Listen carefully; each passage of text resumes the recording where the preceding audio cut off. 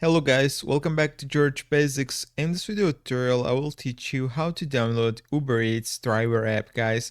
As you can see, guys, I have got a regular Uber Eats app, but if you started working on Uber Eats on delivery, you need to use the separate app.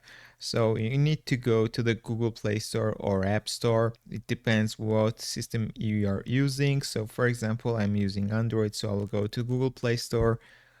And in the search, we need to go to the search, and in the search you need to type Uber driver, and you will see this app Uber driver, drive and deliver.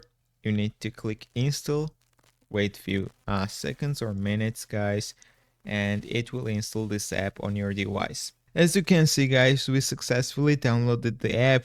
Now we need to open it. So if you have got the Uber delivery account, you can click continue and you can enter your credentials and you will log into Uber delivery account. That's all I want to show you. If this video is helpful for you, don't forget to click the like buttons and don't forget to subscribe.